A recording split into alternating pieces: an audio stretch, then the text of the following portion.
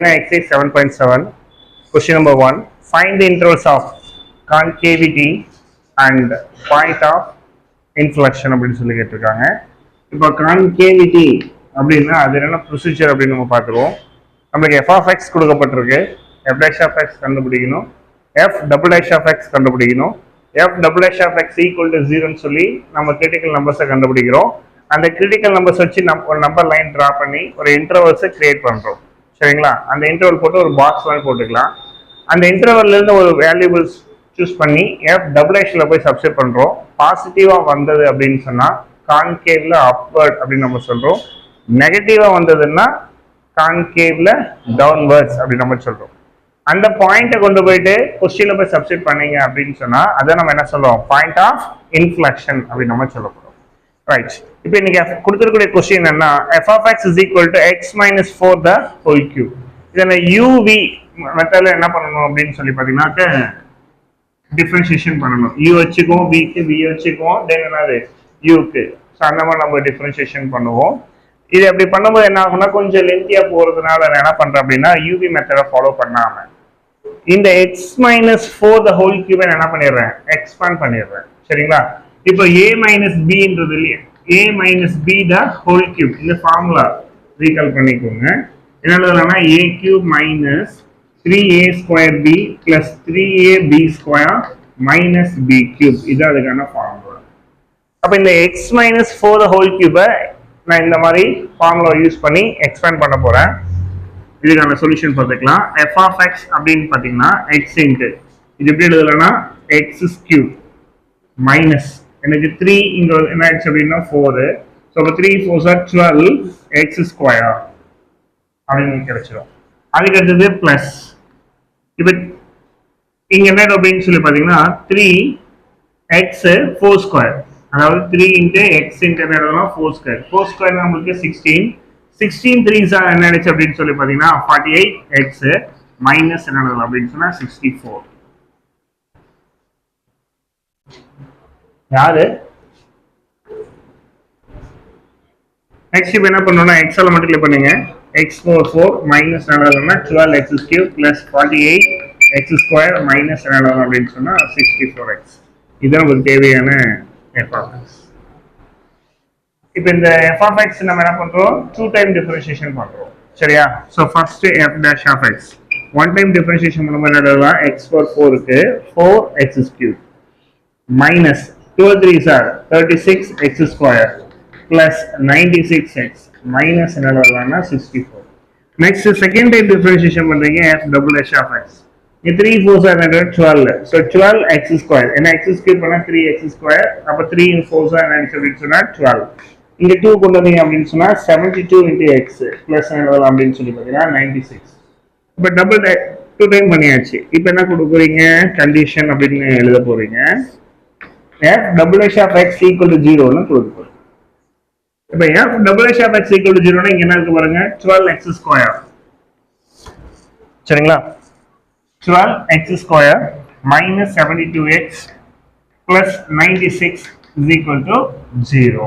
இப்போ 12x square minus 72x plus 96 is equal to 0. இது எல்லாமே 12 டேபிள் காமனா இருக்கு. 12 நம்ம வெளிய எடுத்துடலாம். வெளிய எடுத்து வேணும் x square minus 6x plus 8 equal to 0.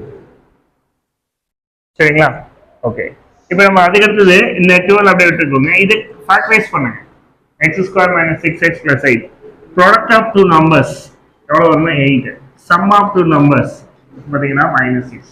ரெண்டு நம்பரை ப்ராடக்ட் பண்ணா எனக்கு +8 வரணும், சம் பண்ணா எனக்கு -6 வரணும் அப்படின்னு சொன்னா -4 -2. இங்க x ஸ்கொயருக்கு முன்னாடி 1 தான் இருக்கு, அதனால கோஎஃபிஷியன்ட் 1 டைரக்டா நான் என்ன எழுதிக்கலாம்? x minus 4 into x minus 2 equal to 0. அப்ப 12 into x minus 4 into x minus 2 equal to 0 னா இங்க x minus 4 equal to 0. அப்ப x is equal to negative 4. இங்க x minus 2 equal to 0, then x is equal to what? 2. அப்ப x is equal to 4 and x is equal to 2 is a critical numbers. இதான் நமக்கு தேவையான critical numbers. இப்போ நம்ம என்ன செய்யணும்? ஒரு இன்டர்வல் வரையணும், ரியல் நம்பர் லைன் வரையணும். அதுல -infinity plus infinity அப்படின்னு எடுத்துக்கிறோம். ஒரு இன்டர்வல் 2, இன்னொன்று வந்து பார்த்தீங்கன்னா 4. அப்போ -infinity to 2, 2 to 4, 4 to infinity.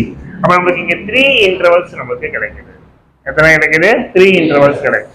இந்த 3 இன்டர்வல்ஸ்ல ஏதாவது ஒரு நம்பர், ஃபார் எக்ஸாம்பிள் இங்க 0, ஏன்னா மைனஸ் இன்ஃபினிட்டிக்கு 2 கிடையாது, எனக்கு என்ன இருக்கலாம் 0 எனக்கு வரலாம். 2க்கும் 4க்கு இடையில என்ன இருக்கலாம் 3 அப்படின்னு கிடைக்கலாம். 4க்கும் இன்ஃபினிட்டி இடையில என்ன இருக்கலாம் 10.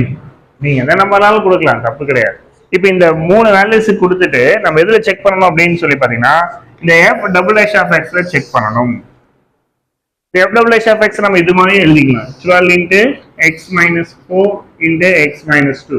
இது மாதிரி எழுதிட்டீங்கன்னா உங்களுக்கு வேல்யூ கண்டுபிடிக்கிறது ஈஸியாக இருக்கும். இந்த f double dash போய் போடுறீங்க, பாசிட்டிவா வந்ததுன்னா இந்த இன்டர்வல்ல இந்த வேல்யூ கொடுக்கும்போது பாசிட்டிவா இருந்ததுன்னா கான்கேவ் அப்வர்ட், நெகட்டிவா வந்ததுன்னா கான்வெக்ஸ் டவுன்வர்ட்ஸ். இன்னும் அது மறுபடியும் பாசிட்டிவ். ஒன்னு ஏதாவது ஒரு வேல்யூ கண்டுபிடிச்சீங்கன்னாவே போதுமானது, ஈஸியா நீங்க சொல்லிடலாம்.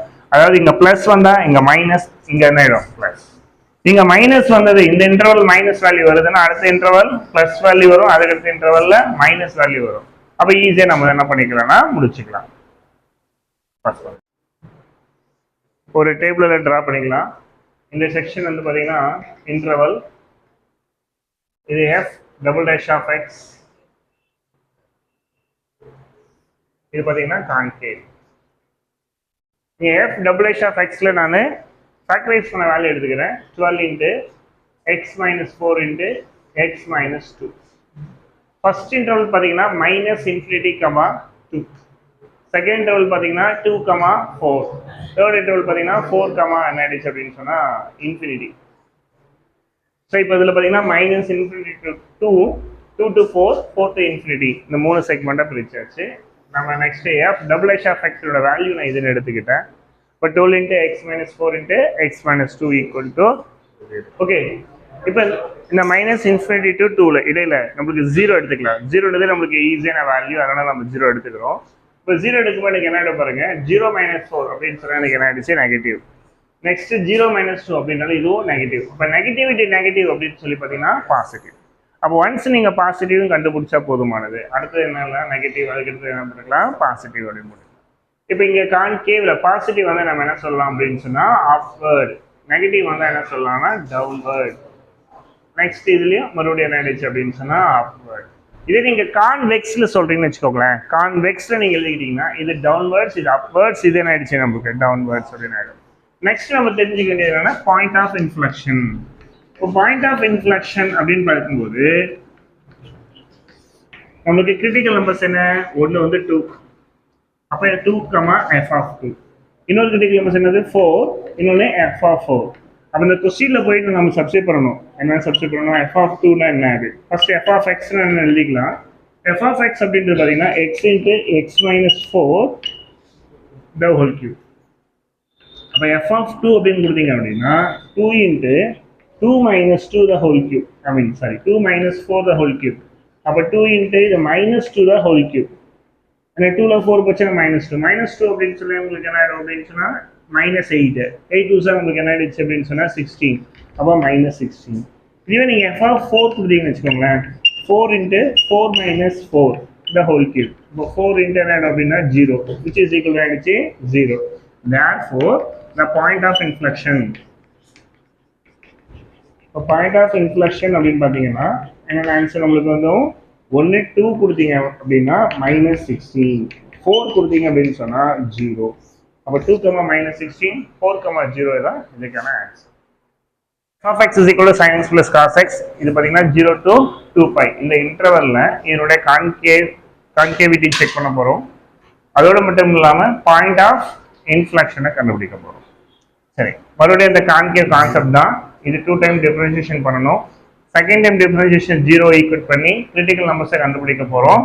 தென் ஒரு டேபிள் காலம் ஃப்ரேம் பண்ண போகிறோம். அந்த பிட்வீன் இன்டர்வல்ஸில் நம்ம ஒரு வேல்யூ எடுத்துகிட்டு போயிட்டு f டபுள் டேஷில் போய் சப்ஸ்டிட் பண்ண போகிறோம். பாசிட்டிவ்ல வந்தால் அது கான்கேவ்ல அப்வர்டுன்னு சொல்ல போகிறோம், நெகட்டிவ்ல வந்தால் அது கான்கேவ்ல டவுன்வர்ட்ஸ்ன்னு சொல்ல போகிறோம். சரிங்களா? ஓகே, இப்போ இதுக்கான சொல்யூஷன் பார்க்கலாம். f of x அப்படின்னு சொல்லி பார்த்தீங்கன்னா sin x பிளஸ் எழுதலாம் அப்படின்னு சொல்லி பார்த்தீங்கன்னா cos x.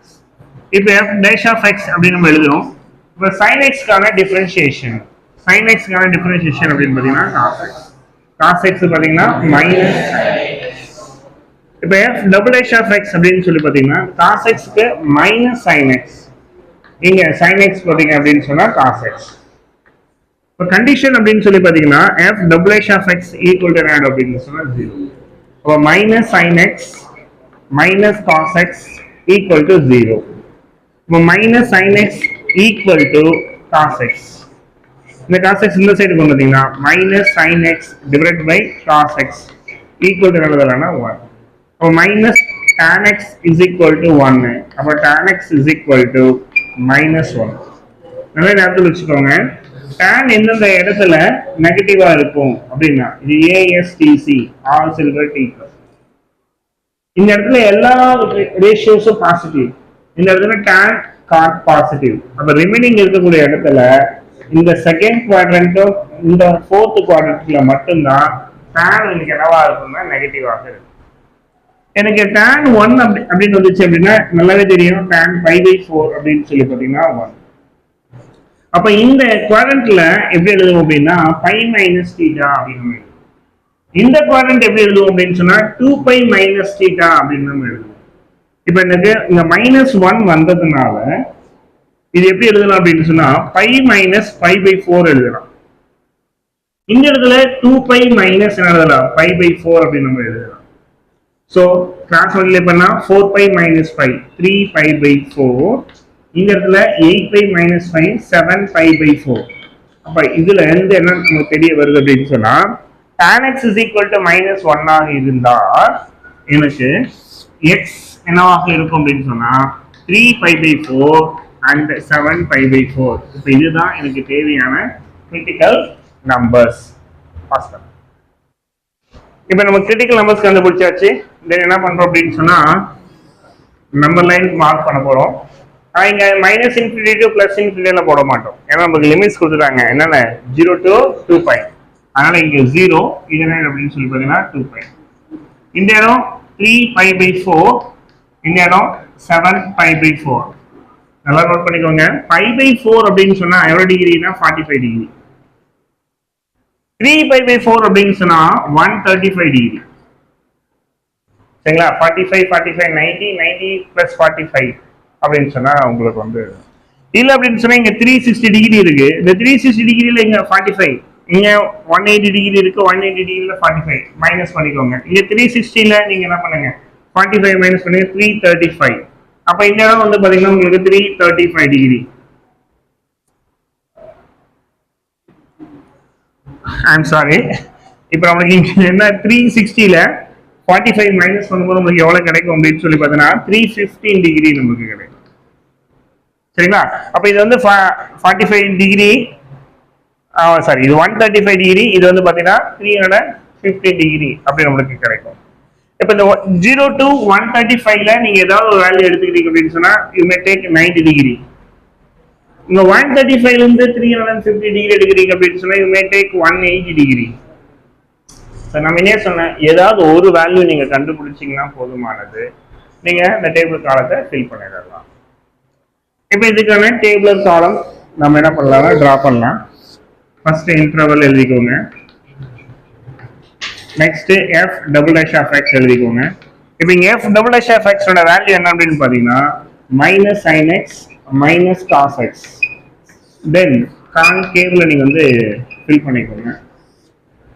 First interval 0 to 3π/4, second interval 3π/4 to 7π/4, next interval 7π/4 to 2π. First நான் 90 டிகிரி எடுத்துக்கிறேன். 90 டிகிரி கொடுக்கும்போது sin 90 அப்படின்னு சொன்னா 1, cos 90 னா 0. அப்ப எனக்கு என்ன -1 கிடைக்கும். ஆன்சர் என்ன கிடைக்கும் -1. அப்ப எனக்கு நெகட்டிவ். அப்ப ஃபர்ஸ்ட் நெகட்டிவ் வந்துச்சு அப்படின்னா அடுத்தது பாசிட்டிவ், அதுக்கடுத்தது நெகட்டிவ். அப்ப நெகட்டிவ் வரும்போது கான்கேவ்ல இது என்னவாக இருக்கும் அப்படின்னு சொல்லி பார்த்தீங்கன்னா டவுன்வர்டா இருக்கும். இங்க 3π/4 to 7π/4ல இது வந்து அப்வர்டாக இருக்கும். நெக்ஸ்ட் 7π/4 to 2πல இது என்னவாக இருக்கும் அப்படின்னு சொல்லி பார்த்தீங்கன்னா டவுன்வர்ட்ஸாக இருக்கும். இப்போ நம்ம டேபிள் சொல்லியாச்சு. இந்த இன்டர்வல்ல இது கான்கேவ் அப்வர்டு, இந்த இன்டர்வல்ல இது கான்கேவ் டவுன்வர்ட்ஸா இருக்கு அப்படின்னு நம்ம சொல்லிட போறோம். நெக்ஸ்ட் என்ன கண்டுபிடிக்க போறோம்னா பாயிண்ட் ஆஃப் இன்ஃப்ளெக்ஷனை பத்தி பார்க்க போறோம். இதுதான் பாயிண்ட் ஆஃப் இன்ஃப்ளெக்ஷன். இப்போ பாயிண்ட் ஆஃப் இன்ஃப்ளெக்ஷன் அப்படின்னு வரும்போது ஒன்று 3π/4, இன்னொன்று பார்த்தீங்கன்னா எஃப் ஆஃப் 3π/4. இது ஒரு point. Next 7π/4, f of 7π/4. So நம்மளுக்கு தேவையான ரெண்டு பாயிண்ட் தான் பாயிண்ட் ஆஃப் இன்ஃப்ளெக்ஷன். அப்போ நம்ம என்ன கண்டுபிடிக்கணும்? எஃப் ஆஃப் 3π/4 கண்டுபிடிக்கணும், எஃப் ஆஃப் 7π/4 கண்டுபிடிக்க போகிறோம். இதை நம்ம பாயிண்ட்ல வந்து சப்ஸ்டிட் பண்ணலாம். ஐ மீன் எஃப் ஆஃப் எக்ஸ்ல வந்து சப்ஸ்டிட் பண்ணலாம். இப்போ எஃப் ஆஃப் எக்ஸ் அப்படின்னு பார்த்தீங்கன்னா sin x பிளஸ் அப்படின்னா cos x. இங்க இருக்கக்கூடிய எக்ஸுக்கு பதிலாக நீங்க 3π/4 சப்ஸ்டிட் பண்ண போறீங்க. F of 3π/4. அப்போ இங்க சைன் என்ன எழுதலாம் அப்படின்னா 3π/4 பிளஸ் இங்க cos 3π/4 அப்படின்னு எழுதுறீங்க. இப்போ 3π/4 நம்ம எப்படி எழுதலாம் ஜென்ரலா அப்படின்னு பார்த்தீங்கன்னா π - π/4. இப்போ இங்க நம்ம சைனோட ரிலேஷன் நம்ம பார்க்குறோம் என்ன அப்படின்னா 180 - θ. sin 180 - θ அப்படின்னு சொன்னா நமக்கு என்ன கிடைச்சிடும்? sin θ. ஆனா cos 180 - θ அப்படின்னு சொன்னா மைனஸ் cos θ. ஏன்னா சைன் செகண்ட் குவாட்ரண்ட்ல யாரு வீடு அப்படின்னா சைனுடைய வீடு. அப்ப சைன் மட்டும் தான் பிளஸ்ல வரும், காசு வந்து இன்னைக்கு என்ன ஆகும்? மைனஸ்ல வரும். நம்ம 180 360 நம்ம சூஸ் பண்றோம் அப்படின்னு சொன்னா அதுல ரேஷியோல இன்னைக்கு என்ன வராது? சேஞ்சஸ் நமக்கு வராது. அப்ப இங்க sin π - π/4 எழுதலாம், இங்க cos π - π/4 நம்ம எழுதலாம், which is equal to sin π/4 மாறிடும் மைனஸ் இது cos π/4 மாறிடும். ஸோ sin π/4னாலும் cos π/4னாலும் எனக்கு சேம் வேல்யூ தான். என்னது? 1/√2. இதுவும் 1/√2. ரெண்டு நேரம் கேன்சல் ஆகிடும். அப்போ எனக்கு என்ன கிடைக்குது? 0. நெக்ஸ்ட் என்ன எழுத போறேன்? எஃப் ஆஃப் 7π/4 அப்படின்னு எழுத போறேன். இப்போ இதுவும் sin 7π/4 பிளஸ் cos 7π/4. இந்த 7π/4 நம்ம எப்படி எழுதலாம் அப்படின்னு சொல்லி பார்த்தீங்க அப்படின்னா 2π - π/4. 2π - π/4. நம்மளுக்கு 4 2s are 8, 8 1 போச்சுன்னா 7. ஸோ அப்படி எழுதலாம். இப்போ sin 2π - π/4 பிளஸ் cos 2π - π/4 எழுதும்போது இது எந்த குவாட்ரண்ட்ல வருது அப்படின்னா 4th குவாட்ரண்ட்ல வருது. 2π எவ்வளவு டிகிரி? 360 டிகிரி.